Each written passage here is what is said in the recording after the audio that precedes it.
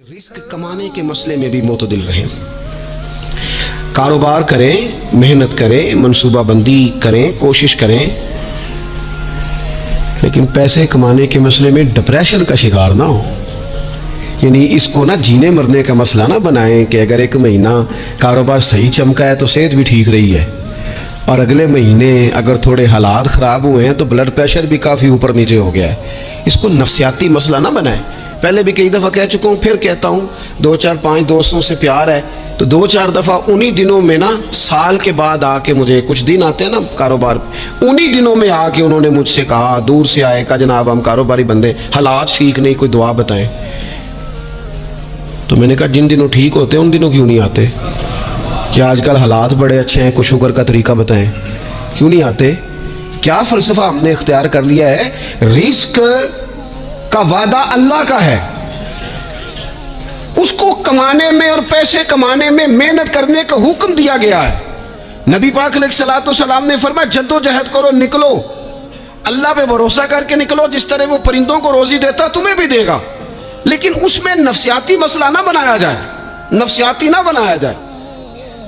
حضور علیہ الصلوۃ والسلام نے نا ایک جملے کے اندر اس مضمون کو اتنے حسین انداز میں سمیٹا ہے نا کہ مسلمان، یہ ابن ماجہ میں موجود ہے، مسلمان اگر ان 2 جملوں کو کبھی سمجھ جائے نا تو سکون آ جائے زندگی میں، اطمینان نصیب ہو جائے، تیقن کی دولت ملے۔ حضور فرمانے لگے رزق کمانے کے معاملے میں معتدل رہنا، کوئی بندہ اتنی دیر تک مرے گا نہیں جب تک اس کے حصے کا رزق اسے مل نہ جائے۔ اتنی دیر تک بندہ دنیا سے نہیں جائے گا، تیرا حصہ تیرے تک پہنچے گا۔ کبھی بھی بے آبرو ہو کے رزق کمانے کے چکر میں نہ پڑے، کبھی بھی ذہن پہ سوار نہ کر لیں کہ میرا کام نہیں چل رہا، کبھی بھی اس طرح کی طبیعت نہ بنائیں۔ میں تھوڑی دیر پہلے عرض کر رہا تھا کہ ایک بزرگ نے نا 2 کنجوس لوگوں کو پہلے بلایا، کنجوس آدمی تھے اللہ ماشاء اللہ، تو ان کے سامنے کھانا رکھا، کھانا بڑا بہترین اعلیٰ کوالٹی کا، لیکن ان سے کہا کہ جناب ہم نے نا ایک سبق لینا ہے آپ سے، تو کھانا تو آپ کو ملے گا اور آپ کی مرضی کا پکایا ہے، پر کھانے کا طریقہ ہمارا ہے۔ انہوں نے کیا کیا، یہاں سے رکھ کے نا ان کے ہاتھ باندھ دیے۔ وہ پرانے زمانے میں جو جراح ہوتے تھے، بازو ٹوٹ جاتا تھا تو باندھ دیتے نا لکڑیاں رکھ کے، تو لکڑیاں رکھ کے نا ہاتھ باندھ دیے تاکہ یہ جوڑ موڑ نہ سکے، تو یہاں سے ہاتھ باندھ دیے کہ روٹی کھاؤ۔ کنجوس بندے تھے۔ اب انہوں نے لقمہ اٹھایا، ہاتھ بندھا ہو گیا، یہاں سے لے جا کے جب منہ میں پھینکا، وہ کپڑے بھی سارے الجھ گئے، حال بھی خراب ہو گیا، پر کھایا انہوں نے مزہ لے کے پورا۔ وہ بڑی بری حالت ہو گئی، وہ کنجوس تھے دونوں کو دسترخوان پہ روٹی کھائی جا رہی۔ اب ان دونوں کو سمجھانے کے لیے کہا کہ اب ہم تمہیں 2 اور لوگوں سے بھی ملواتے۔ اب 2 وہ بندے بلائے جو دل کے سخی تھے، جو رزق کے معاملے میں اس کا زیادہ حریص نہیں تھے، ان کی بھوک جو تھی وہ کہیں دور تک دکھائی نہیں دے رہی تھی۔ انہوں نے کہا جناب ادھر آئے آپ دونوں بھی، ان کے بھی ہاتھ باندھ دیے گئے، کہا آپ نے روٹی کھانی ہے، آپ نفیس لوگ ہیں، ناراض نہ ہوئیے گا، سخی بندے ہیں، پر کھانا آپ نے کھانا ہے، پر ہماری مجبوری ہے، ہم نے آپ کے ہاتھ باندھ کے روٹی دینی ہے آپ کو۔ وہ 2 بندے بھی آمنے سامنے بٹھا دیے گئے، کھانا چن دیا گیا، ہاتھ یہاں سے باندھ دیے گئے، لیکن وہ سخی تھے۔ انہوں نے کہا جناب کوئی مسئلہ نہیں، اللہ تعالیٰ توفیق دے گا۔ انہوں نے کیا کیا، وہ لقمہ لگاتے اور ایک دوسرے کے منہ میں ڈالنا شروع کر دیتے، کھانا بھی کھا لیا، کپڑے بھی بچ گئے، نفاست بھی قائم رہ گئی، اور کسی قسم کی کوئی پریشانی آئی۔ کام خاصا مشکل ہے کسی کے منہ میں لقمہ دینا، یہ کام بڑا مشکل ہے، یعنی کھانا آ جائے، پک جائے، پاس پہنچ جائے، اور پھر اسے توڑ کے بنا کے اتنی محنت کر کے دے کسی کے منہ میں دینا۔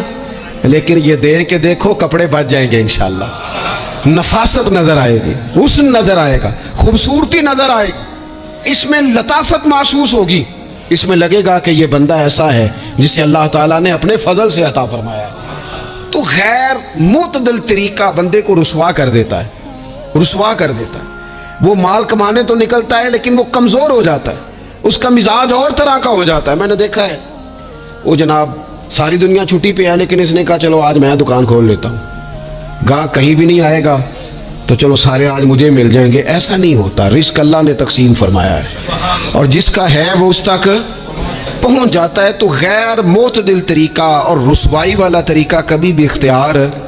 اسی طرح کا معاملہ سخاوت میں ہے۔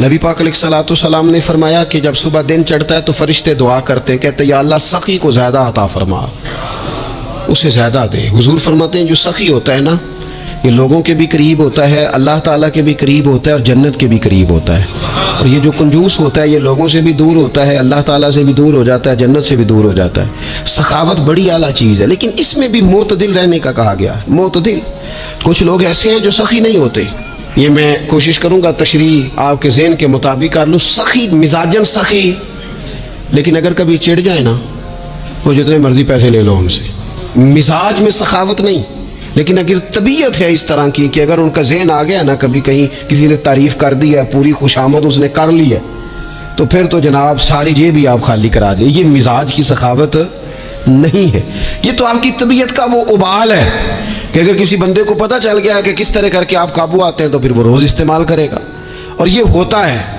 یہ ماحول ہوتا ہے۔ میں چونکہ مذہبی ماحول سے تعلق رکھتا ہوں، میں نے خود یہ دیکھا ہے کہ کوئی شخص اگر اس نے زیادہ بڑا منہ کھول کے لوگوں سے مانگنا شروع کر لیا تو پھر تو جناب بڑی بات ہے، مہنگا آدمی۔ اور اگر کوئی اپنی وفاداری قائم رکھتا ہے، خوشامد نہیں کر سکتا، اس کی طبیعت نہیں ہے کہ وہ 20-50 لوگوں کی خوشامد کرے، 10 کو حاجی صاحب کہے، 20 کو عاشق رسول کہے، اور 30-35 کو کہے جناب بڑی بات ہے، ہم نے تو بڑا دیکھا ہے، آپ تو بڑے بہترین لوگ ہیں، تو پھر جناب وہ اگر یہ کام اسے کرنا آتا ہے تو پھر اس کا مطلب ہے اسے دہاڑی بھی اچھی لگانی آتی، پھر اس کی آواز کا بھی زیادہ سریلا ہونا ضروری نہیں، پھر اللہ تعالیٰ معاف فرمائے، پھر بس ٹھیک ہے اب میں کیا اس پر تبصرہ کروں، پھر تو ہم دیکھ رہے ہوتے ہیں جس کو وہ عاشق رسول کہہ رہے ہوتے ہیں نا۔ اور ایسی خطرناک، میرے سامنے ایک نعت خیق صاحب سے کہنے لگا، نعت حضور کی پڑھی جا رہی ہے، کبھی شعراء ایک کام کرتے تھے، وہ کہتے تھے شعر تیری نظر ہے، وہ غزل کا شعر ہے یا کوئی ایسا شعر ہے، لیکن ایک شعر ہے نعت کا، اس میں تو حضور کی تعریف ہے، نبی پاک کی تعریف کا شعر کسی بندے کی نظر کیسے ہو سکتا ہے جب اس میں ذکر ہی رسول پاک کا ہے؟ تو وہ نعت خان صاحب کہنے لگے، بندہ سامنے بیٹھا ہے، تھوڑا بہت میں بھی اسے جانتا ہی تھا، تو اسے کہنے لگے حاجی صاحب یہ شعر تو آڑی نظر ہے۔ میں نے آخیا تو مہربانی کر یہ نظر کوئی اور شے کر لیا، یہ تو نعت ہے حضور کی، یہ نبی پاک کے لیے ہی رہنے دے، اس کی نظر تو نے کر دی ہے۔ تو نالے میں کیا یہ حاجی جی نے دیر تک پیچھے بیٹھا سی، انہیں دیر تو نظر کیتی نہیں، ان دتھیاں لے کے سامنے آئے تھے تو نظر نیاز شروع کر لی۔ نہ کریں یہ کام، اس سے کوفت پہ، اور آپ یقین کریں میں ذمہ داری سے کہتا ہوں یہ کام کرنے والا بھی تنگ ہوتا ہے، اور جس کے لیے کر رہا ہوتا ہے پتہ اسے بھی سارا ہی ہوتا ہے کہ چکر کیا چل رہا ہے، سب پتہ ہوتا ہے۔ تو اس تکلف میں جب انسان کام کرتا ہے تو کہاں تک بات جاتی؟ سخاوت کرے لیکن چڑھ کر کوئی کام نہ کرے۔ نبی پاک علیہ الصلوۃ والسلام نے فرمایا، حضور فرمانے لگے اس طرح خیرات نہ کرنا کہ تمہارے اپنے بچے بعد میں لوگوں کے سامنے ہاتھ پھیلاتے پھریں۔ حضرت سعد بن ابی وقاص رضی اللہ تعالیٰ عنہ نے عرض کیا تھا، یا رسول اللہ صلی اللہ تعالیٰ علیہ وسلم، میں سارا مال اللہ کی راہ میں خیرات کرنا چاہتا ہوں، میری ایک ہی بیٹی ہے، میں چاہتا ہوں سارا اللہ کے راستے میں دے دوں۔ تو حضور فرمانے لگے نہیں بھائی تو چوتھا حصہ دے، 3 حصے اپنی بچی کے لیے، بیویوں کے لیے، باقیوں کے لیے رکھ لے، لیکن تو یہ کام نہ کر۔ تو میرے عزیز زندگی میں خرچ کرنے میں بھی اعتدال کا مظاہرہ کرے۔ مجھے پتہ ہے اچھی طرح کہ ہمارے ہاں ایک مزاج بن جاتا ہے، طبیعت بن جاتی ہے کہ اگر کسی شخص کو آپ تھوڑی سی مدد کرتے ہیں تو وہ سمجھتا ہے کہ اگر اس نے مجھے 20,000 دیا ہے تو یقیناً اس کے گھر میں 50 لاکھ پڑا ہے، وہ پھر اگلے ہفتے دوبارہ آتا ہے، ایک نئی مجبوری کا بھی اظہار کرتا ہے۔ یہ ساری چیزیں ہوتی ہیں، ان چیزوں کے بیچ ہی آپ کو نیکی کرنی ہے، لیکن افراط و تفریط سے بچنا ہے۔ اسی طرح کا معاملہ اپنی زندگی کے دیگر معاملات میں کریں۔ نبی پاک علیہ الصلوۃ والسلام نے نا سادگی کو پسند کیا ہے، حضور سادگی کو پسند کرتے، کھانے کے معاملے میں بھی اور کپڑوں کے معاملے میں بھی، لیکن اچھا لباس پہننے کی اجازت دیتے۔ حضور علیہ الصلوۃ والسلام نے ایک موقع پر ارشاد فرمایا کہ اگر کسی بندے کے پاس گنجائش ہے تو اسے اجازت ہے کہ 2 جوڑے کپڑوں کے کام کاج کے لیے رکھ لے، 2 جوڑے جمعے کے لیے رکھ لے۔ اور نبی پاک صلی اللہ تعالیٰ علیہ وسلم نے ایک شخص کو دیکھا جو مالدار تھا، لیکن اس کے کپڑے پھٹے پرانے تھے، لباس پرا گندا تھا، بال بکھرے ہوئے تھے۔ تو اللہ کے محبوب علیہ السلام نے فرمایا تیرے اوپر اللہ کا فضل ہے، اور رب جب فضل کرے تو پھر اللہ فضل دیکھنا پسند بھی فرماتا ہے۔